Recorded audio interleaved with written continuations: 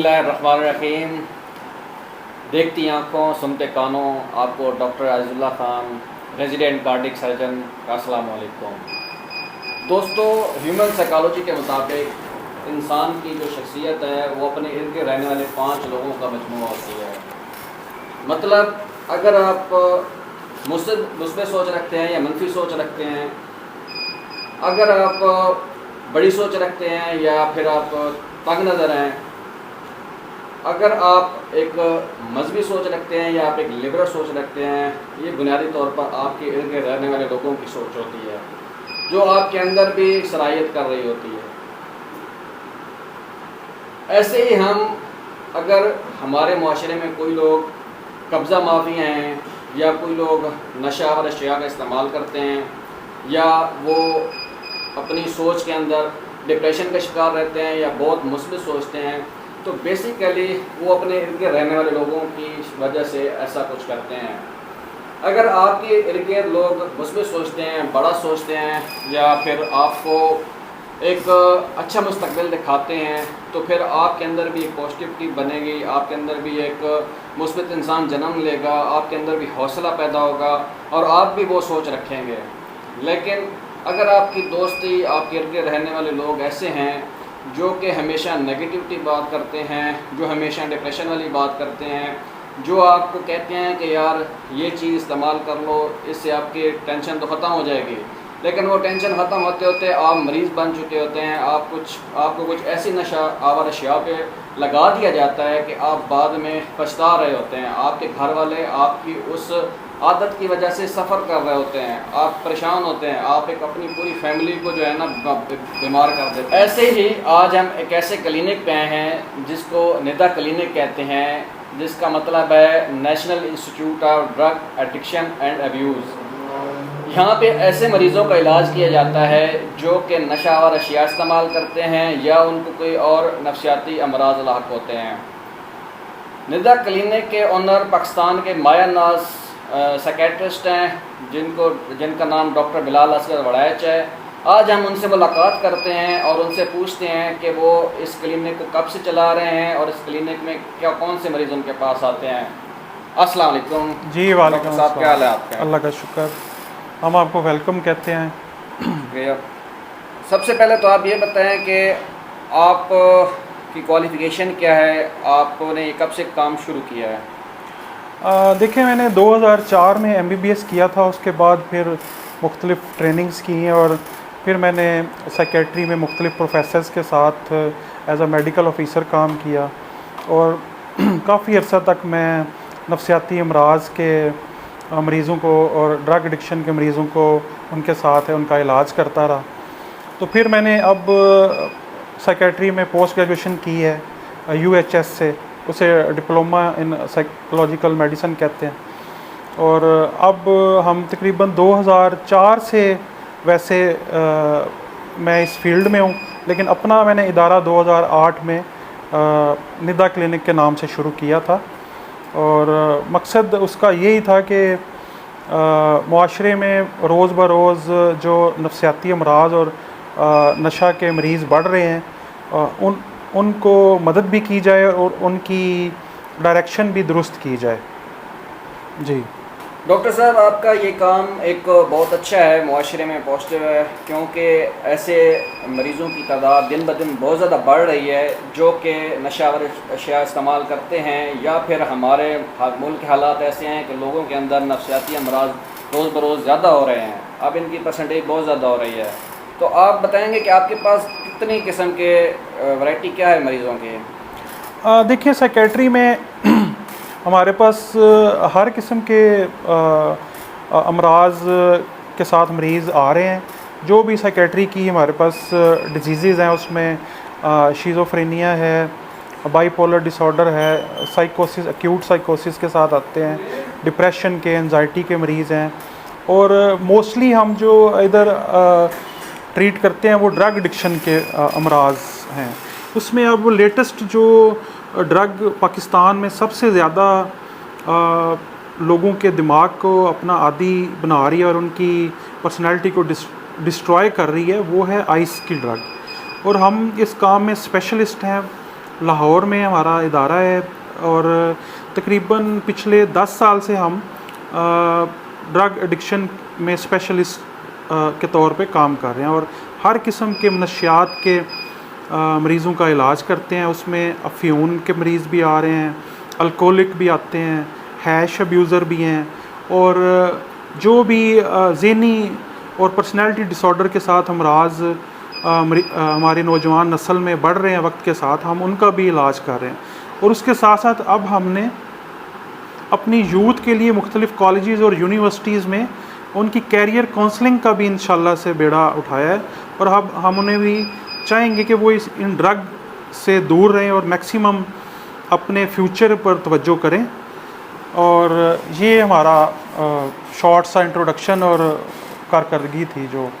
अच्छा डॉक्टर साहब, हम आपसे एक बात पूछेंगे कि नौजवानों में ये नशावर अशिया का इस्तेमाल क्यों हो रहा है और आपके पास किस क्लास के नौजवान आते हैं? देखें, आपका बड़ा अच्छा क्वेश्चन है। अब हमारी जो यूथ है, क्योंकि कुछ हमारे पाकिस्तान के मुल्की हालात ऐसे हैं, कुछ हमारे पॉलिटिशियंस जो हैं वो कोई हमारी आवाम को, यूथ को कोई डायरेक्शन प्रॉपर नहीं दे पा रहे और हमारे जो एजुकेशनल इदारे हैं उनमें भी सिर्फ उनका फोकस पैसे बनाने पर ज़्यादा है। तो हमारी जो यूथ है वो क्योंकि एक कन्फ्यूजनल फ्यूचर को देखती है अपने दिमाग में, खुद से वो एक वाज़ह नहीं ले पाते हैं डिसीजन और उनकी फैमिलीज़ भी उनको कोई डायरेक्शन नहीं दे पा रही हैं। तो तकरीबन 20 साल के बाद से लेकर ज़्यादातर जो 30 साल की हमारे बच्चे हैं, नौजवान हैं, जो कॉलेजेस और यूनिवर्सिटी में तालीम हासिल करने के लिए आते हैं, वो अब इस ड्रग आइस, हैश, अल्कोहल का आज़ादाना इस्तेमाल कर रहे हैं। आपके पास मिडिल क्लास के लोग ज़्यादा आते हैं? बिल्कुल, हमारे पास लोअर क्लास और मिडिल क्लास और तकरीबन तमाम क्लासेस से अब तो बहुत ज़्यादा अमराज में मुब्तला हो रहे हैं बच्चे। ज़्यादातर मिडिल क्लास की फैमिलीज़ के बच्चे आते हैं। अच्छा, आपके पास जो क्योंकि मिडिल क्लास आती है तो इसका इलाज आपके मुताबिक कितना महंगा है या कितना आप उसका ख़र्च यहाँ पे आवाम देती है या आप उस पर चार्ज करते हैं? देखें, हम टू द पॉइंट अगर बताएं तो हम मिनिमम जो आजकल चार्ज करते हैं वो 2500 से 5000 पर डे के हिसाब से अखराजात मरीज़ से चार्ज करते हैं उनके अखराजात, और वो फैमिली ने ही अदा करने होते हैं। क्योंकि अब आपके सामने जो रिसेंटली तकरीबन जो महंगाई में 45% इजाफ़ा हो गया है, उससे तो इलेक्ट्रिसिटी के जो बिल हैं वो ही अब पेशेंट को इधर 24 आवर्स रखने के इदारों में बहुत मुश्किल हो रहे हैं। फिर हमारे पास लगभग 10 लोग 24 आवर ड्यूटी पे होते हैं, उनमें साइकोलॉजिस्ट हैं, साइकेट्रिस्ट हैं, हमारे विजिटिंग और एमओ मेडिकल ऑफिसर हैं, और हमारे जो हेल्पर हैं 24 आवर सिक्योरिटी के अफराद हैं। तो वो सारा कुछ हम उनसे इसी में कोई हिडन चार्जेस नहीं लेते हैं।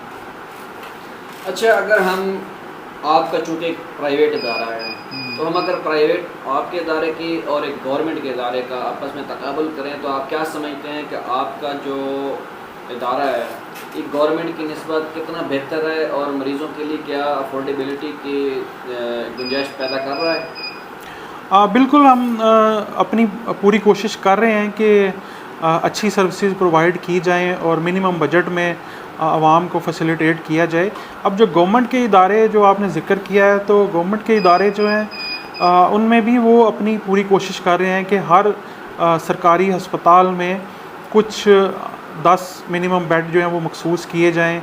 कुछ हस्पतालों में 20 बेड भी मखसूस किए गए हैं साइकेट्री के वार्ड में।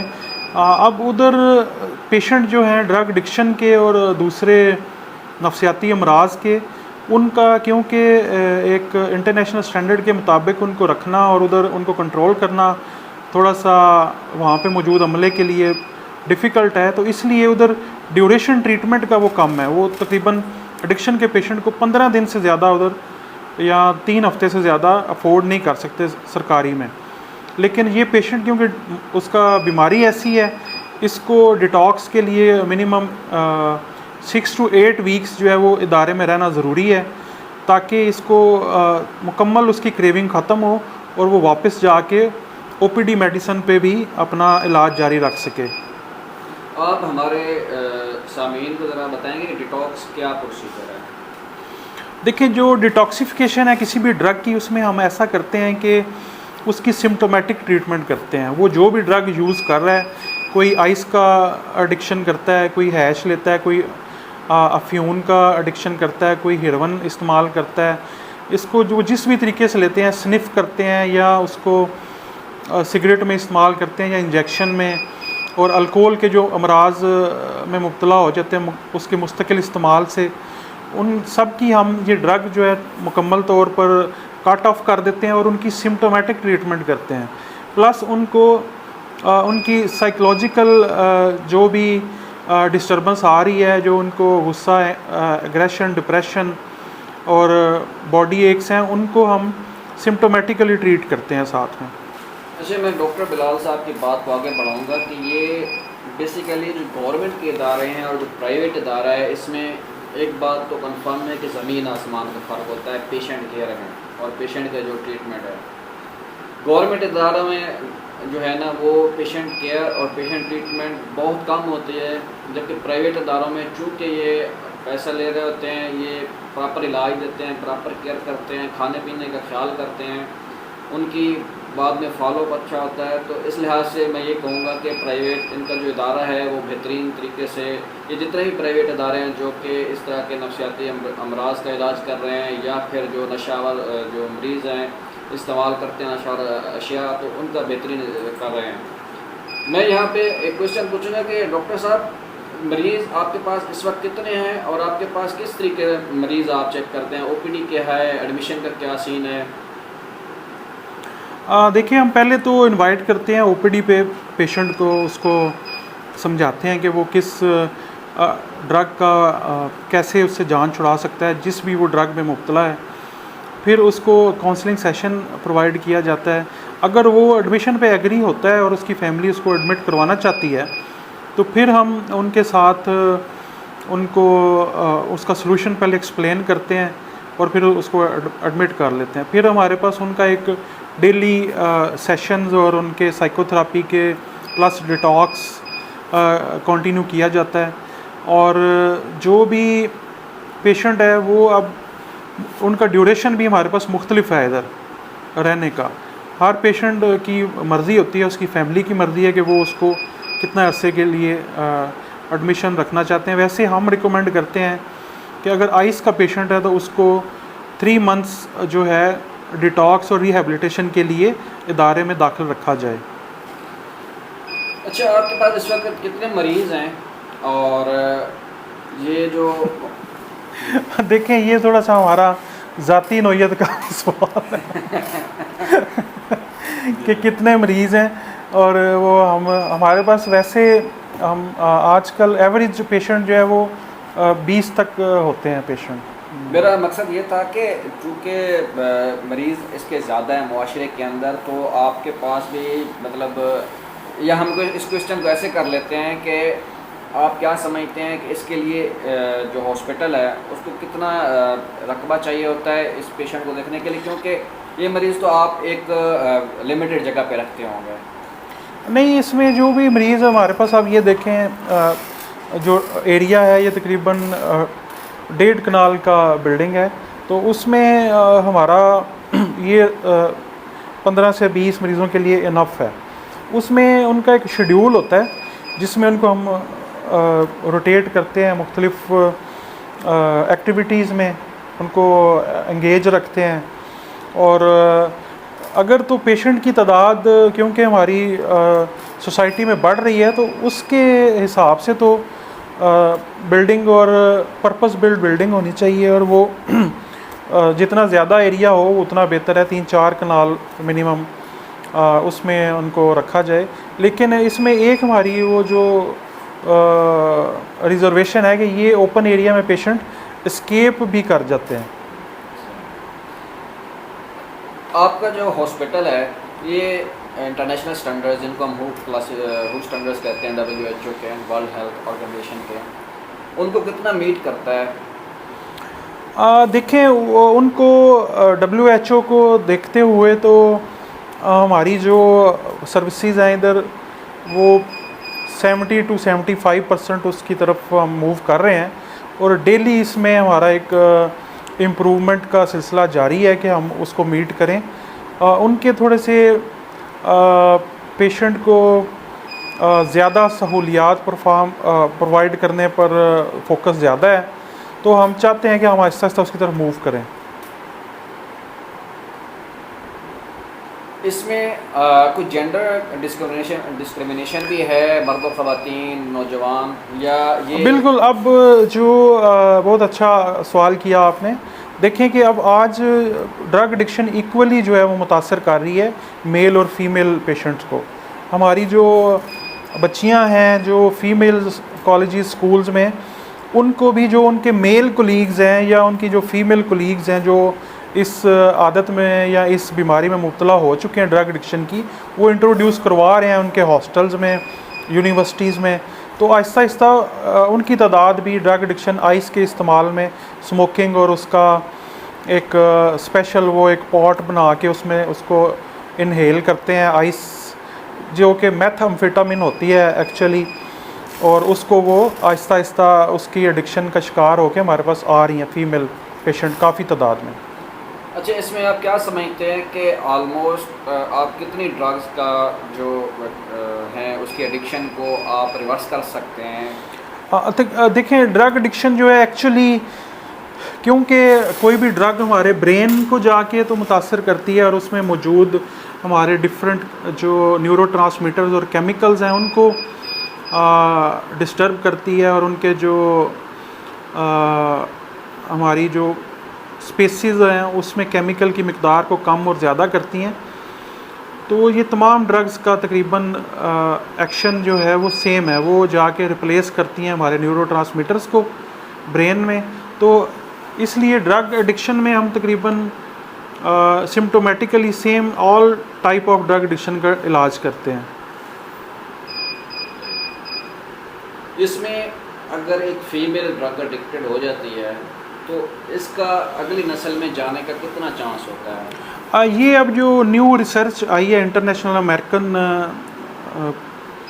साइकेट्री एसोसिएशन की तरफ से, उसमें इसमें 40% जो है उन्होंने बताया है कि ये एडिक्शन अब जेनेटिकली ट्रांसफ़र हो रही है टू नेक्स्ट जनरेशन।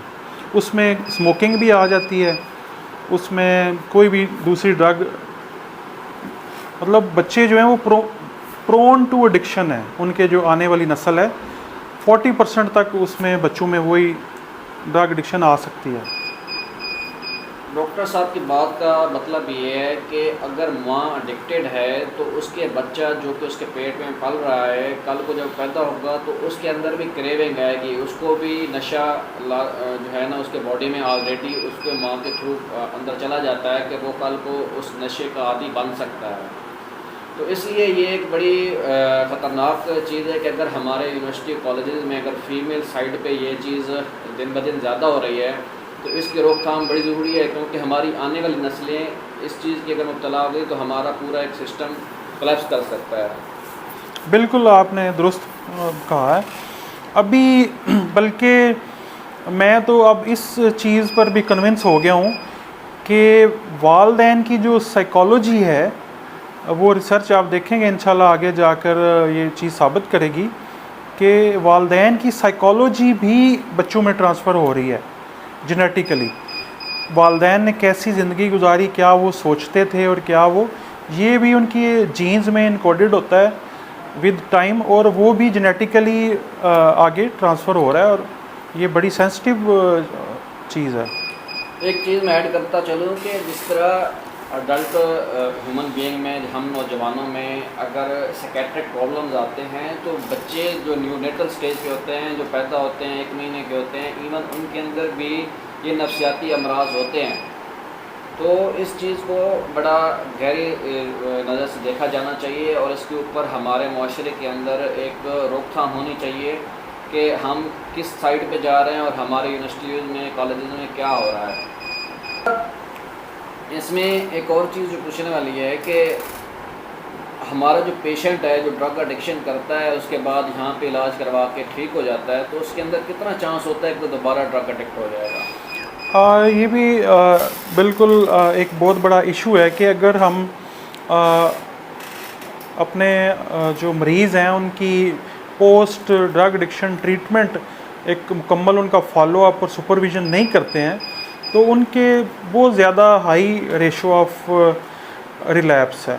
उसमें पेशेंट 70 to 80% रिलैप्स चांसेस हैं अगर वो उसी माहौल में और उसी सोसाइटी में और उसी रवैयों के सामने दोबारा जाकर एक्सपोज होगा तो वो फ़ौरन with in 6 coming months relapse होने के चांसेस हैं। पोस्ट ट्रीटमेंट इसमें जो चीज़ें हमें ख्याल करनी है कि ऐसा पेशेंट दोबारा ड्रग एडिक्टेड ना हो या किसी साइकेट्रिक प्रॉब्लम में दोबारा से ना जाए, तो इसमें कौन कौन सी चीज़ें हमें देखनी होंगी, जो हमें फैक्टर्स अपनी ज़िंदगी में लाने होंगे कि वो बंदा या बंदी दोबारा एक कम्प्लेक्स एक इसका एक पूरा एक समझें कि बहुत सारी चीज़ों का मजमुआ हम इसमें रखेंगे।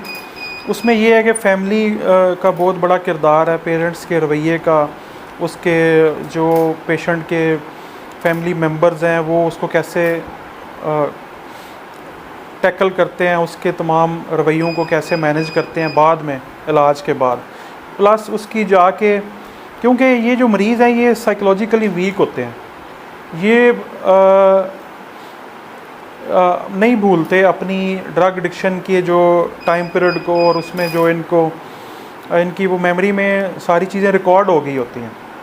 तो इनको प्लस हम एडवाइस करते हैं कि ये ट्रीटमेंट के बाद हमारे पास विज़िट करें और रेगुलर बाई वीकली जो है सेशंस में वो हमारे पास इंगेज रहें और अपने मसाइल आके बताते रहें, और जो भी इनको साइकोलॉजिकल मेडिकेशन बाद में चाहिए वो इनकी स्टार्ट की जाए। कुछ लोग ड्रग एडिक्शन से निकलने के बाद डिप्रेशन में चले जाते हैं, कुछ में पर्सनैलिटी डिसऑर्डर आ जाते हैं, कुछ में एंजाइटी के सिम्टम्स आते हैं, कुछ में साइकोसिस के सिम्टम्स आना शुरू हो जाते हैं जो कि ड्रग इंड्यूस भी होते हैं और वैसे भी उनके जेनेटिकल साइकोटिक फीचर्स आ रहे होते हैं। तो ऐसे हम उनको फिर साथ लेके सुपरवाइज़ करके डॉक्टर की सुपरविज़न में, साइकेट्रिस्ट की सुपरविज़न में चलना ज़रूरी है। अच्छा, इसमें खुराक का कितना अमल दखल है कि ड्यूरिंग आप ट्रीटमेंट और पोस्ट ट्रीटमेंट? खुराक तो इनकी हेल्दी थ्रू आउट होनी चाहिए, क्योंकि ड्यूरिंग ड्रग एडिक्शन इनकी जो हंगर सेंटर है वो इनको बिल्कुल आई थिंक वो ब्लॉक कर देता है सिग्नलिंग कि आपने खाना खाना है। आइस के पेशेंट तो बिल्कुल खाना पीना छोड़ देते हैं क्योंकि उनका जो बिल्कुल वेट लॉस शुरू हो जाता है। बल्कि हमारे बहुत सारी जो मीडिया इंडस्ट्री है उसमें बहुत सारे लोग, मेरे मालूमात में ऐसा भी वाक़यात हैं कि वो आइस का इस्तेमाल इसलिए करते हैं कि वेट को कम किया जाए। बहुत सारी एक्ट्रेसेस जो हैं वो वेट कम करने के लिए भी आइस का इस्तेमाल करती हैं, और बहुत सारे मेल एक्टर भी इसका करते हैं। अच्छा, इसमें डॉक्टर साहब ने ना ये बड़ी अच्छी बात की है और इसको मैं भी इंडोर्स करना चाहूँगा कि हमारे मुआशरे के अंदर कुछ लोग ये जो एडिक्शन वाली चीज़ें हैं जैसे एल्प की टैबलेट हो गई, ये ऐसे इस्तेमाल करते हैं और बग़ैर किसी प्रेस्क्रिप्शन के कि वो जनाब हेडेक हो रहा है, सर दर्द हो रहा है तो एल्प यूज़ कर ली, इवन कि वो पैनाडोल से भी ठीक हो सकती है। और बाज़ औक़ात ये जो क्वैकरी हमारे सिस्टम में फैल चुकी है, दाइयत, ये जब आप पेरिफेरी में जाते हैं तो ये अपने मरीज़ को थोड़ा सा साइकेट्रिकली या नफसियाती तौर पर मुतमईन करने के लिए उसकी जो मेडिसन है उसके अंदर कोई एडिक्शन वाली चीज़ ज़्यादा उसकी डोज कर देते हैं, तो बाद में ये पेशेंट जो है हमेशा के लिए उस ड्रग का एडिक्टेड हो जाता है। तो इसमें एक तो डॉक्टर की प्रेस्क्रिप्शन लाजमी होनी चाहिए, और दूसरी जो है लंबे अरसे के लिए अगर सम टाइम आपको ड्रग एडिक्शन वाली चीज़ इस्तेमाल करनी भी पड़ सकती है किसी बीमारी के लिए, तो वह लंबे अरसे के लिए इस्तेमाल ना करें। डॉक्टर साहब, यहाँ पे एक क्वेश्चन है कि कोई भी जो हमारे नॉर्मल रूटीन में जो मेडिसिन किसी भी बीमारी के लिए यूज़ होती है और वो ड्रग एडिक्शन में भी इस्तेमाल आ जाती है, तो कितने अरसे के लिए हम इस्तेमाल करें तो हम उसके एडिक्टेड या आदी हो सकते हैं? अब बिल्कुल हमारी जो रेगुलर यूज़ में हमारे पास पेशेंट आते हैं उसमें ओपीआई डेरिवेटिव जितनी हैं उसमें पेशेंट बहुत ज़्यादा एडिक्शन में आ रहे हैं, जैसे कि टैबलेट्स हैं और इंजेक्शन हैं, कुछ जो हम पेन किलर यूज़ करते हैं, सिंथेटिक ओपीआइड हैं वो, या ओपीआइड डेरिवेटिव हैं, तो उसमें काफ़ी पेशेंट आते हैं। प्लस ये जो स्लीपिंग पिल्स हैं उसमें उसका अब्यूज़ काफ़ी हो रहा है, जिस कुछ का आपने नाम लिया है। तो अब बल्कि एक जो नई ड्रग अब रिसेंट मेरे आई है प्रैक्टिस में क्लिनिकल, लोग गैबापेंटीन की एडिक्शन में बहुत ज़्यादा आ रहे हैं, और क्योंकि वो भी फ्रीली लिखी जा रही है डायबिटिक पेशेंट को और दूसरे पेशेंट को फॉर न्यूरोलॉजिकल पेन्स के लिए, तो उसकी एडिक्शन में काफ़ी ज़्यादा लोग 300 मिलीग्राम का कैप्सूल उसके 10-10 कैप्सूल खा रहे हैं। डॉक्टर साहब ने एक बड़ी अच्छी बात की है कि हम लोग वैसे मेडिसिन के तौर पे भी यूज़ करते हैं ओपियाइड्स को, जिनको हम नेलबिन का इंजेक्शन भी कहते हैं, इसको अफ्यून भी अपनी ज़बान में हम कहते हैं। तो ये एल की गोली स्लीपिंग पिल होती है, नींद के लिए इस्तेमाल की जाती है, ये बहुत आम इस्तेमाल हो रही है। इस तरह नेलबिन का इंजेक्शन हमारे हॉस्पिटल्स में जो पेशेंट सीवियर बहुत शदीद दर्द के साथ होते हैं एडमिट, उनको लगाया जाता है। इसी तरीके से अपना गैबापेंटीन जो है ये बड़ी यूज़ हो रही है न्यूरोपैथिक पेन के लिए। तो ये बाकी एक ख़तरनाक चीज़ है कि अगर इसको एक लंबे अरसे के लिए यूज़ करते रहें तो फिर आप सारी ज़िंदगी इस पर हो जाएंगे और फिर आप इसके आदी हो जाएंगे, और ये आपकी सेहत के लिए बहुत ही नुकसानदेह है। डॉक्टर साहब, इसमें हम एक और चीज़ जो देखते हैं कि हमारा पेशेंट जो है रिलैप्स भी कर रहा है, और इसमें ज़्यादातर हमारे पास मिडिल क्लास के लोग होते हैं। तो इसके ऊपर हुकूमत क्या कर रही है, रोकथाम कर रही है? क्योंकि हमारी मेजॉरिटी तो मिडिल क्लास ही है, और अगर वो इस तरीके से ड्रग एडिक्शन हमारे माहौल में बढ़ती रही तो वो कौन से इक़दाम हैं जो एक गवर्नमेंट को करने चाहिए जो अपने माशरे के अंदर इस किस्म की चीज़ों को उसमें देखें जी, मेरी मुताबिक तो उसमें गवर्नमेंट को एक वसी पैमाने पर हर गवर्नमेंट हॉस्पिटल के साथ स्पेशल एक एडिक्शन सेंटर बनाना चाहिए, या एक डिपार्टमेंट है सिर्फ एडिक्शन का अलहदा से रखना पड़ेगा, क्योंकि पेशेंट अब इसमें बहुत ज़्यादा बढ़ चुके हैं। तादाद जो है पूरे पंजाब में अब इसकी काफ़ी ज़्यादा फैलाव है, आइस एडिक्शन का, अफ्यून का, हैश अब्यूज़ और स्मोकिंग तो हर बच्चा ही अब कर रहा है। तो इसको रोकथाम के लिए एक तो इसकी अवेयरनेस ज़्यादा से ज़्यादा दी जाए, इस पे ज़्यादा से ज़्यादा लेक्चर किए जाएं यूनिवर्सिटीज़ कॉलेजेस में, और इनको रिहेबिलिटेट करने के लिए एक क्राइटेरिया मखसूस पाकिस्तान के लिए बनाना चाहिए कि पाकिस्तान की सोसाइटी जो है उसमें हमारे नौजवानों को इसके इलाज के लिए एक स्पेसिफ़िक डिफरेंट ट्रीटमेंट प्लान होना चाहिए। उसका अमेरिका के ट्रीटमेंट प्लान और यूरोप में जो ट्रीटमेंट प्लान से कोई ताल्लुक़ नहीं होना चाहिए। इधर हमारा कल्चर डिफरेंट है, इधर हमारा पेशेंट जो है वो एजुकेटेड नहीं है, इलिटरेट पेशेंट हैं, वो ड्रग अब्यूज़ शुरू कर देते हैं। उनको तो आप बात ही अपनी नहीं समझा सकते उसने ड्रग कैसे छोड़नी है। डॉक्टर साहब ने बड़ी अच्छी बात की कि हमारी मेजॉरिटी जो मुल्क में रहती है वो मिडिल क्लास है, जो अब एक दफ़ा आप ड्रग एडिक्ट हो जाएँ तो आप अपनी जो ट्रीटमेंट है उसका अफोर्ड नहीं कर सकते। जैसे कि डॉक्टर साहब बता रहे हैं कि मिनिमम भी 2000 रुपये खर्चा है डेली का, और ये कम से कम ट्रीटमेंट 3 महीने तक चलती है, और सिर्फ उसको उसकी जो डिटॉक्स करते हैं वो भी 6 से 8 हफ्ते चलती है। तो गवर्नमेंट लेवल पे तो इसके पास गवर्नमेंट के पास कोई बड़ा एक सेटअप नहीं है जो कि मिडिल क्लास पेशेंट को इस तरीके से ट्रीट कर सके, उनकी केयर कर सके, उनकी डाइट का ख्याल कर सके। तो इसलिए लोगों को ड्रग एडिक्टेड बनने ही ना दिया जाए। हुकूमत की अपनी चीज़ें ऐसी होनी चाहिए, जिस तरीके से हमारे यहाँ एड्स चलते हैं इतने ज़्यादा खाने पीने के या मुख्तलिफ़ चीज़ों के, तो हमारे पास ड्रग एडिक्शन के भी एड्स जो हैं वो फ्रीक्वेंट होने चाहिए, और आवाम को इसको शऊर देना चाहिए कि ड्रग एडिक्शन जब आप करेंगे तो आपकी सेहत पे क्या क्या इफेक्ट पड़ सकते हैं और आप कैसे बच सकते हैं। सबसे बड़ी जो ज़िम्मेदारी है वो वालिदैन की है। अगर आपका बच्चा, आपको लग रहा है कि किसी गलत एक्टिविटी में इन्वॉल्व हो रहा है या किसी ऐसे उसकी सोबत ऐसी है, कंपनी है, क्योंकि a man is known from his company, अगर उसकी सोबत बुरी हो रही है और वो हमेशा आपसे छुपता रहता है, क्योंकि ये जो ड्रग एडिक्टेड होते हैं, ये जो नफसियाती मरीज़ होते हैं, ये मुआशरे का सामना नहीं कर सकते, तो इनका आसानी से पता चल जाता है कि ये किसी गलत एक्टिविटी में है। तो वालिदैन को शुरू से इनको अगर रोक दिया जाए तो ये उनके लिए फिर आने वाले वक्त में कोई बहुत बड़ी जो है वो मुसीबत नहीं कर सकते। क्योंकि डॉक्टर साहब इसमें एक और चीज़ है कि क्योंकि आपको पता है जब एक पेशेंट नफसियाती मरीज़ हो जाता है या फिर नशा और अशिया का वो एडिक्शन हो जाती है, मुब्तला हो जाता है, आदी हो जाता है, तो वो मुआशरे में नेगेटिव एक्टिविटीज़ भी बड़ी करता है।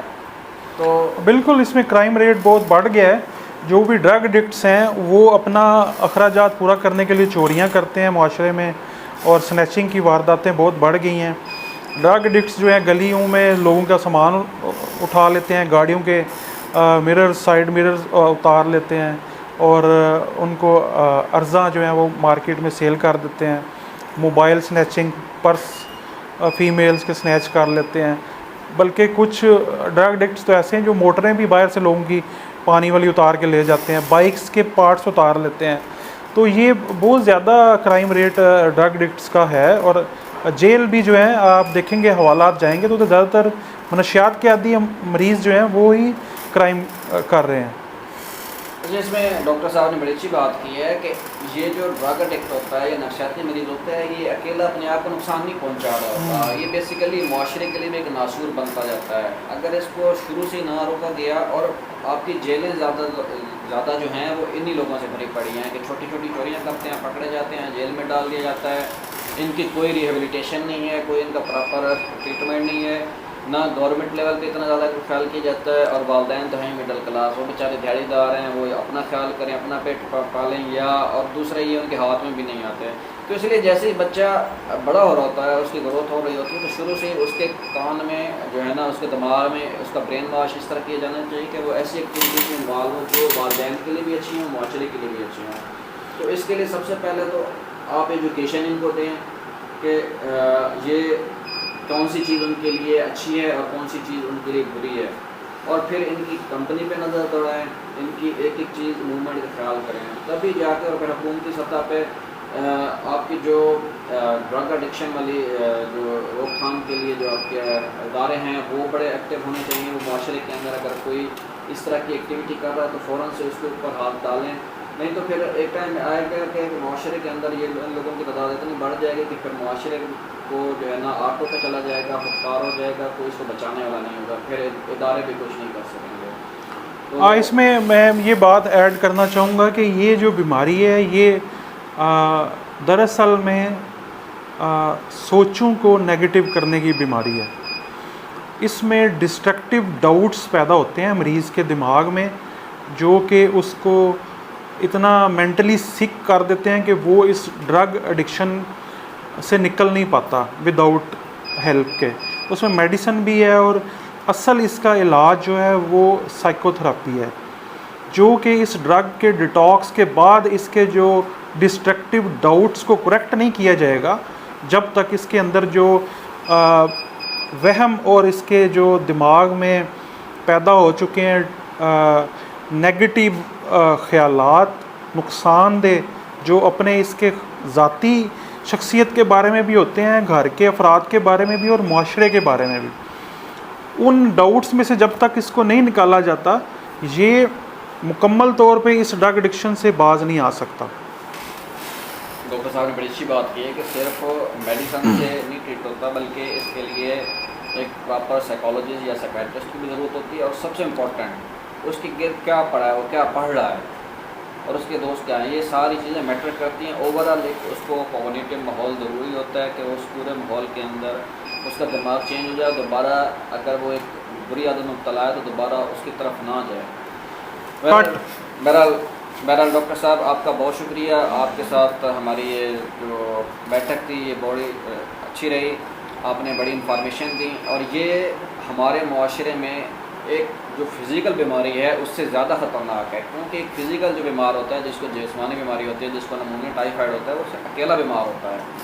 लेकिन जो नफसियाती बीमार होता है या जो ड्रग एडिक्ट होता है, जो नशा व अशिया इस्तेमाल करता है, वो मुआशरे के लिए ओवरऑल पूरे मुआशरे को बीमार कर देता है। तो डॉक्टर साहब बिल्कुल, आपका बिल्कुल। बहुत शुक्रिया, आपने हमें टाइम दिया। आपका शुक्रिया जी, आप तशरीफ़ लाए हैं और आपने हमें मौका दिया। हम इस पे इंशाल्लाह मज़ीद भी आपके साथ इस पे बातचीत करेंगे इंशाल्लाह। अब डॉक्टर बिलाल असगर वड़ाइच और डॉक्टर अज़ीज़ुल्लाह खान को इजाज़त दीजिए। इंशाल्लाह मुख्तलिफ़ बीमारियों के साथ और मुख्तलिफ़ इनके जो समाजी मसाइल हैं उनके ऊपर बात करने के लिए हम आपके पास दोबारा हाज़िर होंगे। अस्सलाम वालेकुम।